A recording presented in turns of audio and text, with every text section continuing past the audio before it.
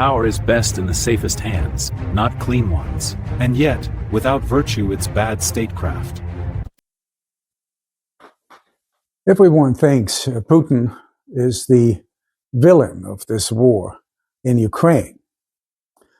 But what if the West is actually falling into a trap that Machiavelli had laid out about 500 years ago? Is morality a strategic weakness in the game of power? For centuries, we have been told to choose. You can be the saint, clinging to high ideals while your country perishes, or you can be the prince, ruthless, cunning, and prevailing at the detriment of others. But what if this choice is a falsehood, a lie?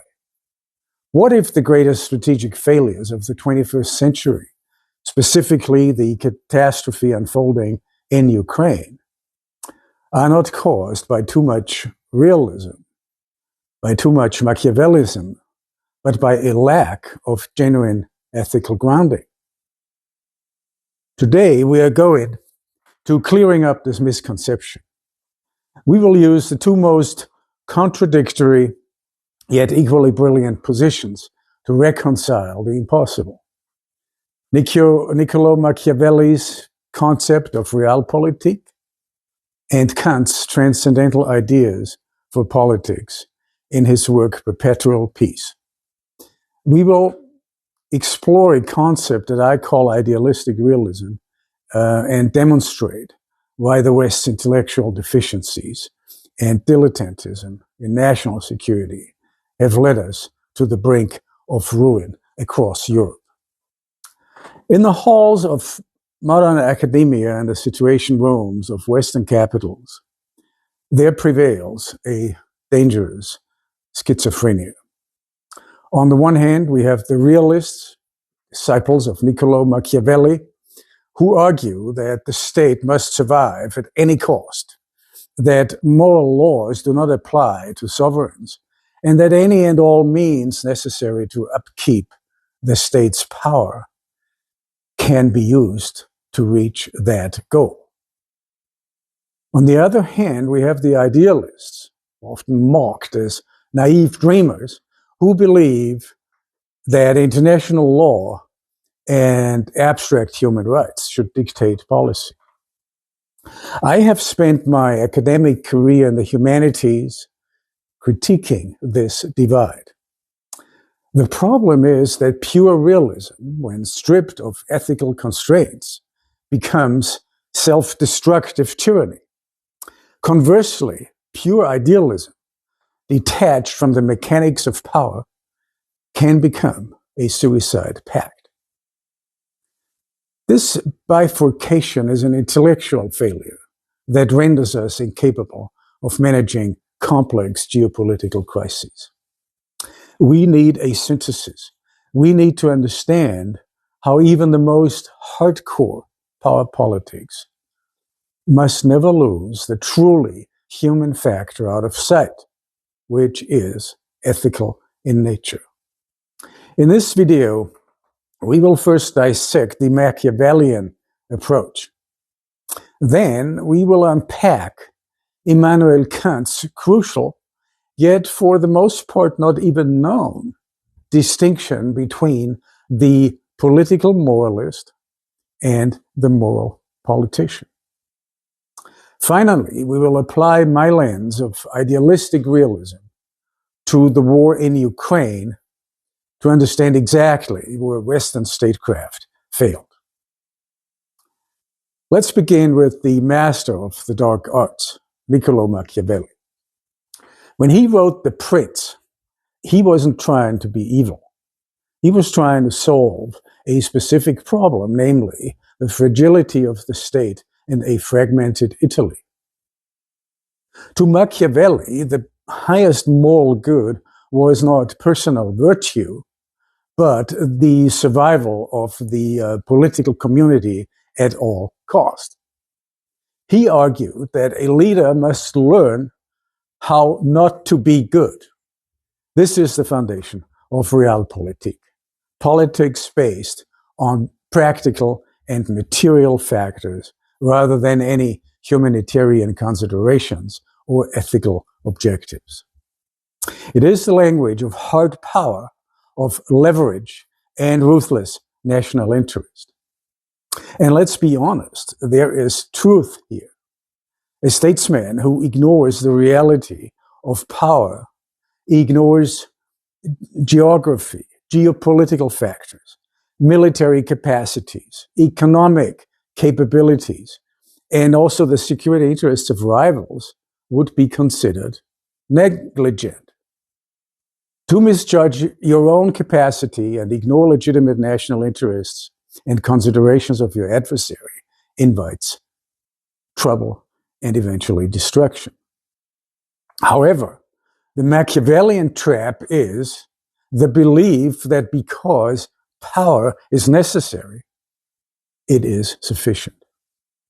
Pure realpolitik overlooks a fundamental aspect of reality, namely the human factor.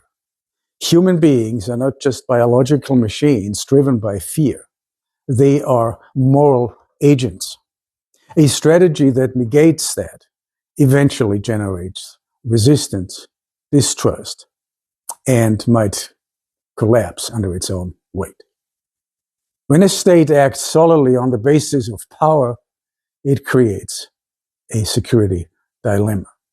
By maximizing its own security without regard for the ethical standing of its neighbors, it inevitably makes them less secure, prompting potentially a reaction that ultimately degrades national security for both sides.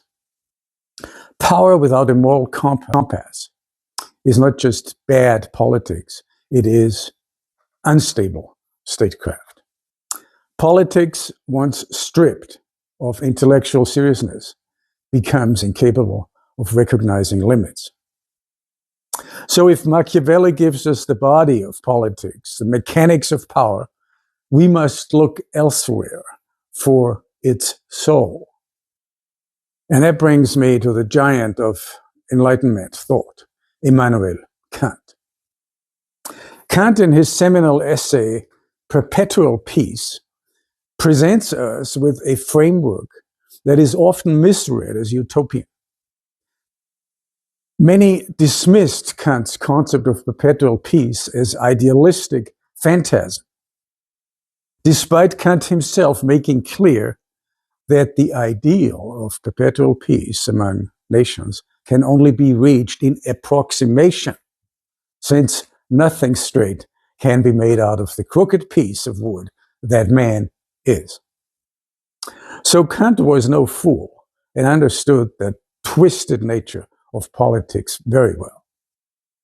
He laid out the preliminary and definitive articles for lasting peace, leading him to the conclusion that a partnership of free states would ensure mutual security on a global level. In this vein, Kant introduces a distinction that is the key to our entire argument today, and as I would dare say, it's key for politics always. This aspect is usually overlooked as Kant mentions it in the appendix to Perpetual Peace, where he addresses the opposition between politics and morality, introducing the two archetypes that stand for it. On the one hand, the political moralist, and on the other hand, the moral politician. This distinction marks the difference between a hypocrite and a statesman, between the Machiavellian type, the political moralist, who treats morality like a tool to be used when convenient and discarded when it hinders power. He creates a world of constant instability. And he is actually the impractical type, as he ignores, in Kant's language, the universal laws of reason. Only the idealist, in the philosophical conception of the term, is the ultimate realist, because the moral politician is the one who reconciles the different aspirations of political choice according to a universal law of freedom that applies to all. So Kant wasn't naive. He was warning us against the hypocrite who treats ethics as a disposable tool. And we mustn't mistake Kant's moral philosophy for fantasy, failing to realize that the political moralist is actually the architect of our current chaos in Ukraine, across Europe, and elsewhere. Most interestingly, Kant also lists the three sophistical maxims that the political moralist, the Machiavellian type of politician, uses, which in their timelessness show us clearly that politician moralists dominating Western capitals, Western national security approaches today. It seems that Western statecraft is paralyzed by these three sophistical maxims that Kant identified centuries ago. He points them out in Latin. The first, fats et excusa. The principle to seize the opportunity, do whatever is necessary, and assume that success will make the righteousness easy to prove and to defend later on.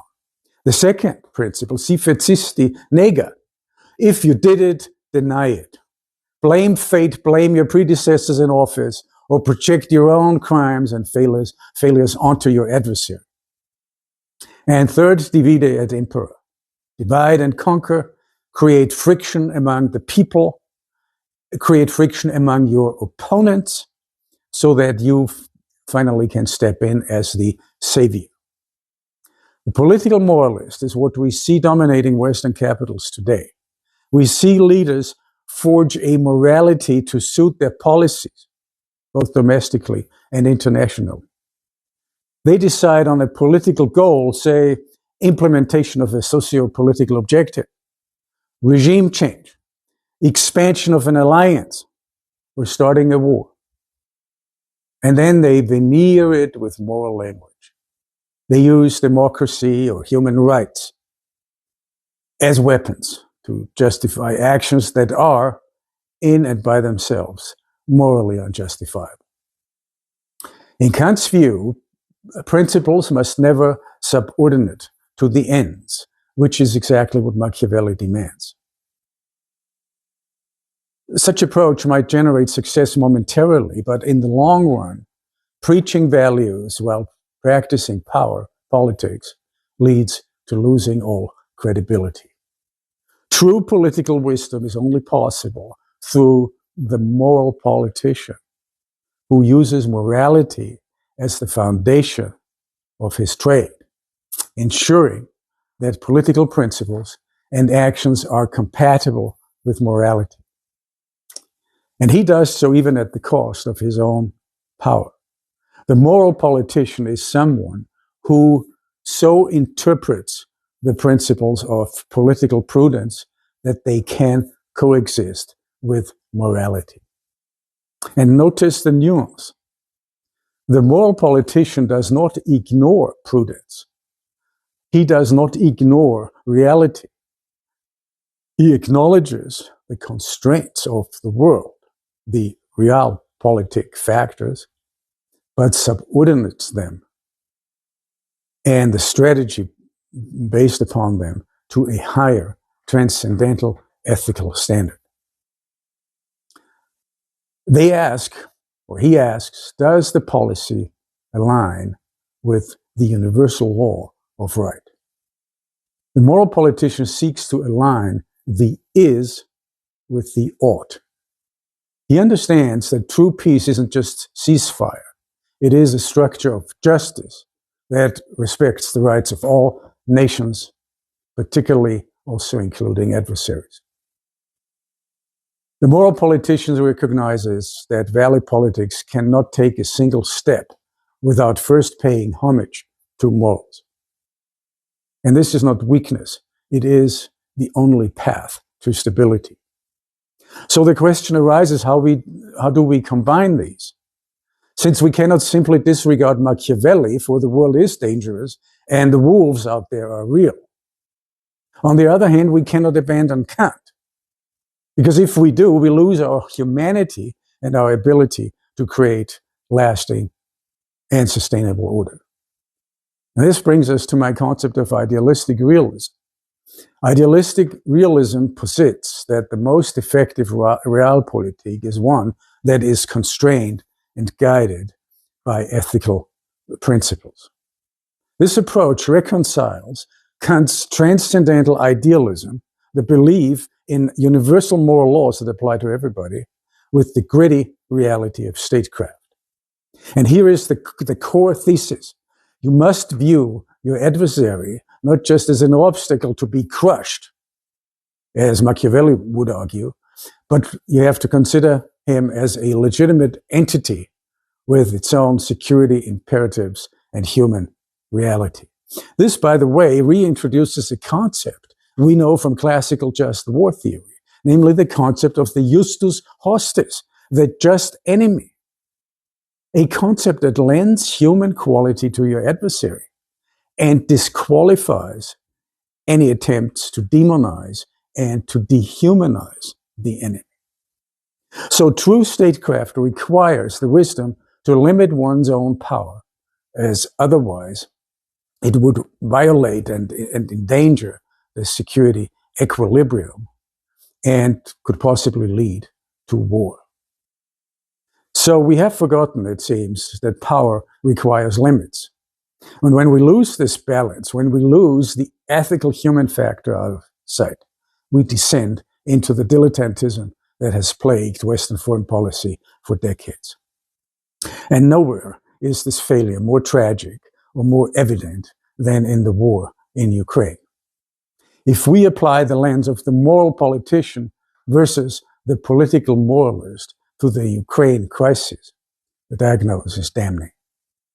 For years, I have critiqued the Western approach, specifically the expansion of NATO and the refusal to accept Ukrainian neutrality as a symptom of intellectual and moral deficiency. The West acted as the political moralist, using high-minded rhetoric about open door policy and sovereign national choices to mask a geopolitical power play that ignored the existential security concerns of Russia and disregarded the crucial aspect of recognition as a fundamental element in political relations. As I explained in detail in my video titled Lost Western Influence, Strategic Failures Exposed. What happened was not moral politics. What happened was strategic narcissism. A true moral politician, an idealist realist, would have asked, how can we secure the safety of Ukraine without triggering the destruction of the nation and of Europe? The answer was always visible. National security restraint. A federalized, neutral Ukraine could have been a bridge between East and West, rather than a battlefield between them. But instead, Western dilettantes in national security pushed a maximalist agenda. They ignored the human factor, the cultural and historical ties, the concerns of the adversary, and the tragic cost of war for the Ukrainian people. By refusing to integrate the realpolitik of Russian security interests, legitimate national security interests, with the idealism of peace, they provoked a conflict that has devastated a nation. We prioritize the principle of alliance expansion over the ethical reality of human survival. And that is not humane. That is, in fact, a dereliction of duty. The downfall of Europe in the wake of this war, the economic shattering, the militarization, the loss of European standing in the world, is the direct result of abandoning idealistic realism. We forgot that even in power politics, you must not violate the laws of cause and effect and of humanity without paying a price. Kant warned us about the political moralist who bends principles to serve power. Machiavelli warned us about the fragility of states. To move forward, to rebuild a shattered security architecture in Europe, we must stop pretending that morality and power are enemies. They are actually partners. We need leaders who are not just cunning and not just well-meaning, but who possess the intellectual depth to be idealistic realists. If you found this analysis valuable, and if you want to explore more about how we can cure the intellectual deficiencies of modern statecraft, please like this video and subscribe to my channel. Join the discussion in the comment section.